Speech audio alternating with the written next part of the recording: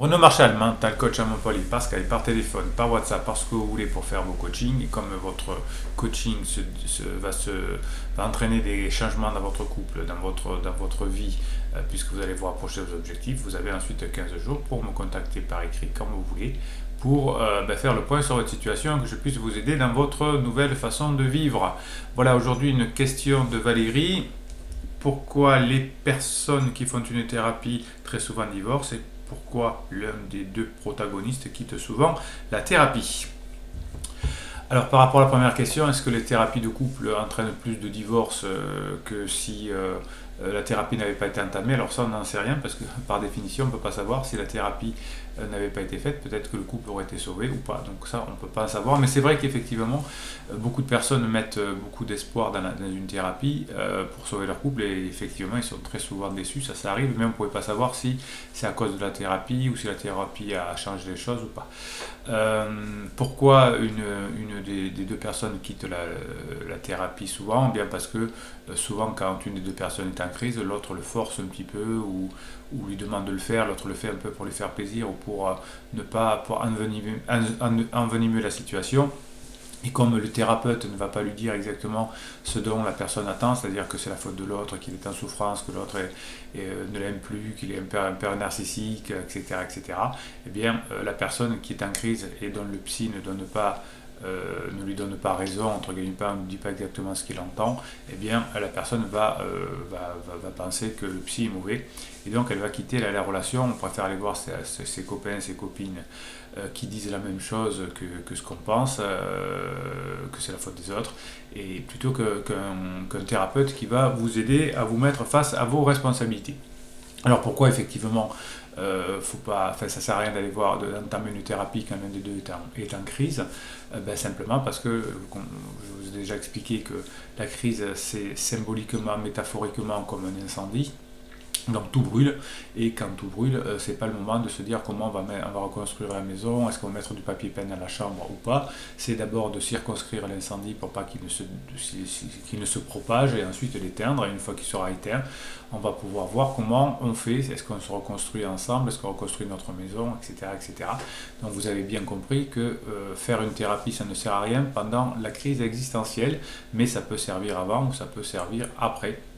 Un coaching par exemple, au bout de 5 ans, devrait être presque obligatoire pour un couple parce que ça va permettre de ce qu'on veut faire ensemble qu'est-ce qu'on peut améliorer. Et à la sortie d'une crise, si vous avez passé la crise parce que vous aurez suivi les conseils que je vous aurais donnés, il y a une méthode pour passer la crise quand son conjoint est en crise, et il y a une autre méthode quand c'est moi qui suis en crise, c'est de faire un travail sur moi. Mais ça, peu de personnes le font puisqu'on croit qu'on est en crise à cause des autres.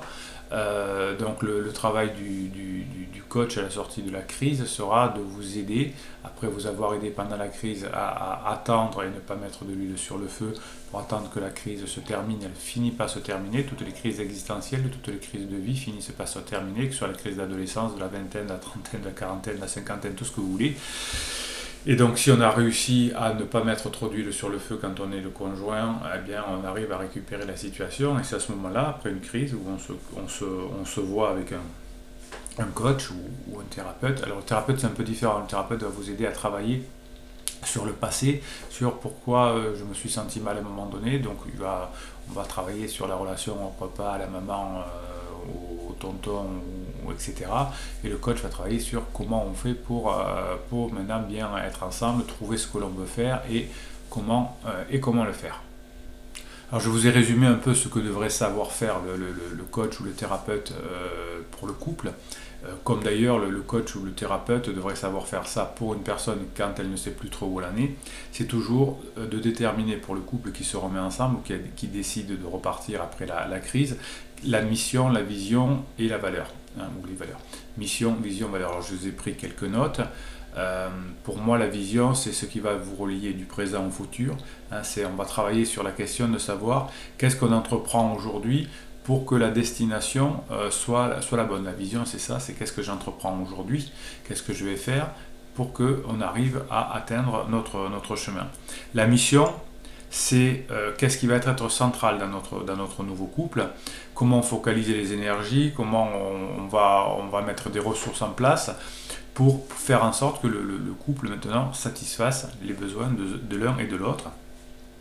Et les valeurs, ça va être ce qui va nous permettre de réaliser la mission et de partager notre vision. Donc mission, vision, valeur, on va regarder ensemble quels sont les besoins de l'un, quels sont les besoins de l'autre. Alors ça peut se faire séparément ou ça peut se faire ensemble. Et ensuite, on va faire une espèce de feuille de route qui va nous permettre d'atteindre ce que l'on veut. Alors dans le domaine professionnel, on fait souvent ça. Dans le domaine de couple, on n'est pas encore assez avancé, maturé pour faire comme ça dans certains couples, mais ceux qui fonctionnent, eh bien, après une crise, tous les couples qui ont aujourd'hui 70 ans, 75 ans, 80 ans, ont tous traversé des crises dans leur vie. Il n'y a pas d'exception depuis l'âge des cavernes. Ils ont peut-être été protégés par la structure de la société à un moment donné, ils ont quand même traversé ces crises-là et ensuite ils se sont parlé et ils ont dit comment on fait ensemble pour maintenant être bien et que l'un ou l'autre puisse nourrir les besoins des autres. Voilà, donc pourquoi la crise amène, pourquoi la thérapie amène un divorce. Alors on n'a pas de recul par rapport à ça, pour finir et résumer. Pourquoi l'un des deux quitte la thérapie souvent, parce que quand on est en crise et on fait plaisir à l'autre et donc on se dit finalement le psy est nul. Et à quel moment doit-on faire à deux cette thérapie ou ce coaching? C'est soit en prévention, soit lorsque la crise est terminée et que l'on veut voir comment ensemble on se projette.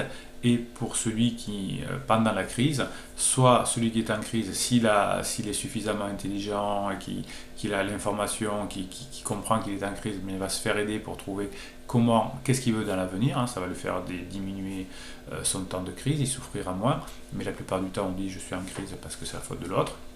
Et pour celui qui n'est pas en crise, si c'est un couple, si c'est le patron, etc., il va travailler avec moi pour savoir comment on va se comporter pour que la crise du conjoint, du salarié, du patron, ou de l'enfant, de l'ado, soit la moins longue possible et n'entraîne pas une rupture de relation. Donc c'est très, très pénible, si on se sépare de son enfant, parce ça peut arriver, il y a des parents et des ados qui se séparent à l'adolescence et qui se retrouvent des années après ou qui ne se retrouvent pas d'ailleurs.